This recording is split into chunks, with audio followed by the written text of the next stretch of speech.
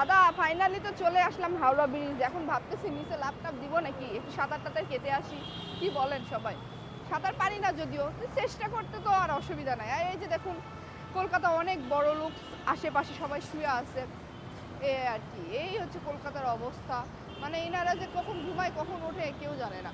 But আমি যখন দিনের বেলা এসেছিলাম তখন দেখছিলাম যে এখানে অনেক ফুল টুল নিয়ে বসেছিল। বাট আজকে হঠাৎ রাতে এসে দেখি ফুল টুল কিছু নাই, সবাই ঘুমিয়ে পড়ছে। এত তাড়াতাড়ি যে কেমনে ঘুমিয়ে পড়ছে এটাই জানি না। আর হাওড়া ব্রিজের নিচে এই যে ব্রিজটা অনেক সুন্দর লাগে দেখতে। আর আমি একটু পরে যাব, নিচের দিকে যাব, যেয়ে দেখবো কেমন লাগতেছে। আর হাওড়া ব্রিজটা মনে হইতেছে মানে অনেক কিছু দেখার আছে। যদি সেটা ড্রোন দিয়ে শ্যুট করা হয় তাহলে অনেক সুন্দর লাগবে, বাট ক্যামেরায় তো অতটা ভালো বোঝা যায় না, মানে ব্রিজটা অতটা ভালো আসে না, মানে ফুলটা আসে না। আর যদি ড্রোন দিয়ে শ্যুট নেওয়া হয় দেন অনেক ভালো লাগবে, বাট আমি আনফর্চুনেটলি ড্রোন নিয়ে আসি নাই। আর আমার ড্রোন শ্যুট করতেও ভালো লাগে না, অনেক বিরক্ত লাগে। আর এই ড্রোনটা না মানে মাঝে মাঝে বিশেষ করে মানে হারিয়ে যায়। সো এটা আমার কাছে অনেক হয়রানি লাগে, এই জন্য আমি কখনো ড্রোন শ্যুট নিই না, এই আর কি। বাট হাওড়া ব্রিজটা অনেক সুন্দর। যারা ইন্ডিয়াতে আসে বেসিক্যালি বাংলাদেশ থেকে বলেন আর যে দেশ থেকে বলেন, ফেমাস যে জায়গাগুলো আছে সেগুলোতে ঘোরে। তো ফেমাস জায়গার মধ্যে এই হাওড়া ব্রিজ একটা। তো ভাবলাম যে হোয়াই নট, আমি কেন যাব না। তো এই জন্য চলে আসা হাওড়া ব্রিজে। আর হাওড়া ব্রিজের এই লাইটিং যখন চেঞ্জ হয় তখন অনেক সুন্দর লাগে। আর এখানে পিপলস একটু ডিফিকাল্ট, ওরা না অ্যাকসেপ্ট করতে পারে না বেঙ্গলিদেরকে। সো এই ক্ষেত্রে আমি যেটা বলবো, আপনারা একটু সচেতনভাবে ঘুরবেন। যে কোনো দেশে গেলে নিজেরা একটু সচেতনভাবে ঘোরাটাই বেটার, কারণ সব দেশের পিপল সব দেশকে অ্যাকসেপ্ট করতে পারে না। আর জানি না, আই ডোন্ট নো এরা কেন অনেক রুট বিহেভ করে। হয়তো বা তারা মনে করে বাংলাদেশ থেকে আসছে মানে আমাদের দেশে মানে কী যে মনে করে আল্লাহ জানে, আই ডোন্ট নো।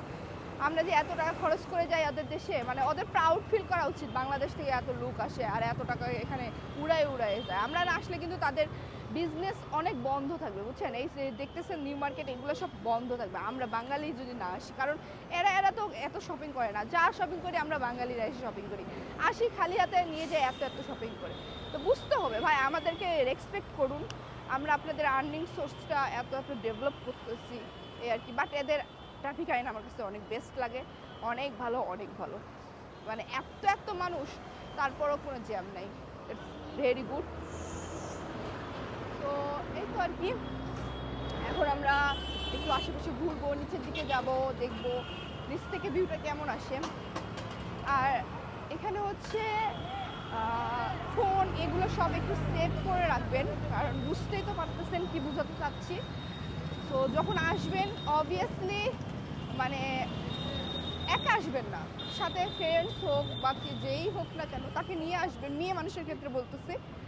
আর এখানে সিকিউরটা কীরকম আমি আসলে জানি না, আমি যদিও এখন পর্যন্ত কনফার্ম হই নাই, সো এইটা নিয়ে বলতে পারতেছি না। বাট এটুকু বলবো যে একা না আসাটাই বেটার হবে, যদি সবাই মিলে আসেন দেন ভালো হবে। কারণ বুঝতেই তো পারতেছেন এখানে অনেক রেস্ট্রিক্টেড এরিয়া আছে।